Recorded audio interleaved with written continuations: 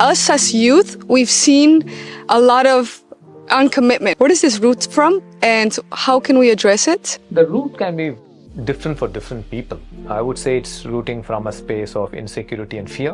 What is the right time to enter a relationship? There is nothing like a right time. Key is once you got that feeling and you have found that person. So personally speaking, I have a very hard time committing to people, especially relationship. Where is this rooting from? Because us as youth, we've seen a lot of uncommitment. We don't want to commit to a job. We don't want to commit to a relationship. We're jumping from job to job, from relationship to relationship. Where does this root from, and how can we address it? The root can be different for different people. But I would say it's rooting from a space of insecurity and fear, and from a space of not knowing what you want. And they both are coexisting. When you do not know what you want, there is insecurity and fear. When there is fear and insecurity, you do not know what you want. So they coexist together. So you need to solve both, or solve one, find what you want, become clear of what you want, then the fear and insecurity goes. Or you work on your fear and insecurity, and then you discover what you want. So from what I read and from what I hear and from all the youth I meet, this is the problem, right? They're lost.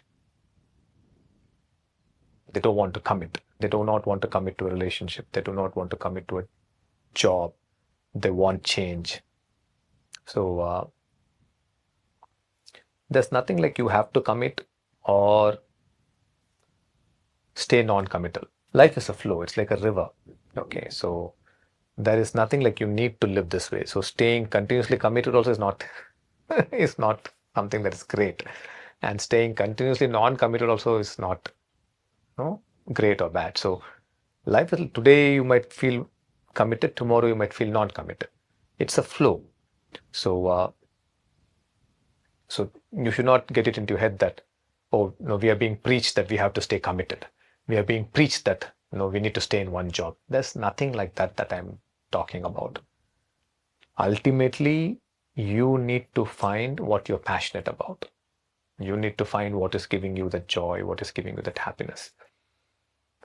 Right now, your understanding is that something I'll be able to search and find that will fill my emptiness, that will fill this lack. What I tell people is, it's the wrong direction you're moving in. That is where you're changing. That is where you're changing your partner, you're changing your job, because every change is not fulfilling you. It is not addressing that problem. It is not it's not the solution that you thought it is. The real solution is in your state. Once you learn to live in a beautiful state, you might stay in a job for 5 years, you might end up staying in for 15 years, you might end up staying in for 6 months. But you're making your change from a space of clarity.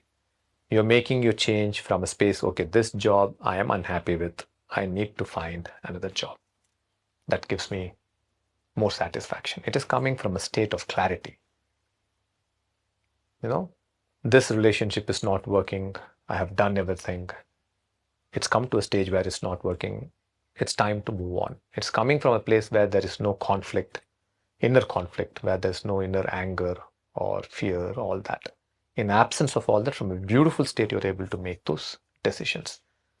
Right now, you're making decisions just for the sake of making it. It's more a habit. For this job, okay, it's not fine. Let me just jump onto the other one. My friend told me, try this. This might be more exciting. So let me go try that. Somebody told you, try that.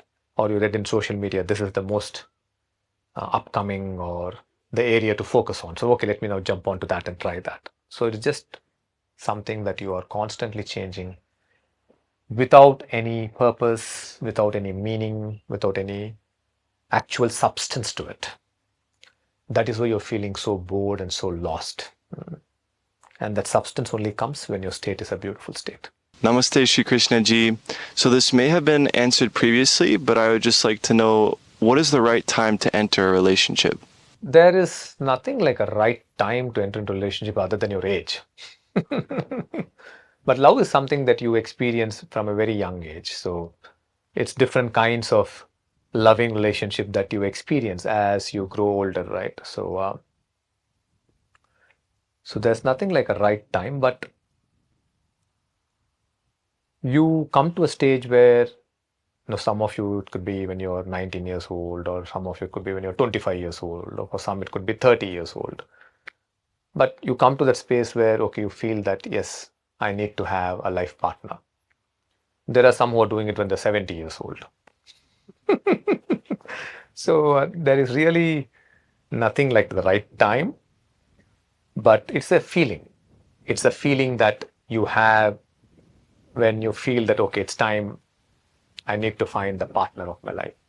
It's the same feeling where you feel that, okay, now it's time to leave this person and find another one. So I think you should just go by your gut and your feeling. That is it. For each, it could be during a different time of their life. That's all. But the key is, once you got that feeling and you have found that person, you really need to now nurture that relationship. You need to enjoy that relationship and take that relationship forward to greater heights and greater beauty. Unfortunately, human beings fight, argue, and make that whole thing into a very nasty experience, whereby feeling next time for somebody else, or the thought of falling in love itself becomes very scary. It becomes a traumatizing experience.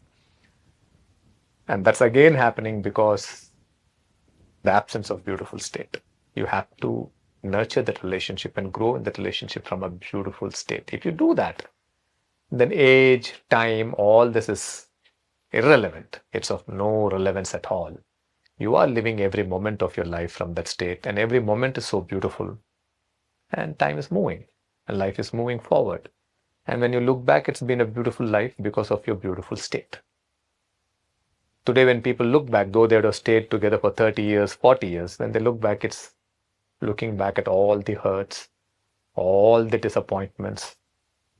That's the reflection. And the greatness is, with all this we pulled on. So let's celebrate. How is that a celebration? That is not a celebration at all. It's like you're celebrating all the bad time you had together. My 40th anniversary. We had very tough times, but we're celebrating our 40th anniversary. 40 years of pain and agony. That's not what I'm talking about. It's not about time, nothing like that. It's about your state. That is it. And in that state, time flies, time moves fast, everything is beautiful. And life is beautiful. You're enjoying the relationship. So for each human being, the timing of that connection, that love coming in your heart can be very different. And it can be for various reasons. You can see that in movies, right? So many reasons. Movie is the place where you find all that creativity. Any silly reason you can fall in love for. But movies depict real life. It's not all hallucination and fascination, no. It in many ways it depicts the real life. So that's why you connect to movies, because it is depicting your life. Okay then. It's been wonderful talking to all of you. Oh yes.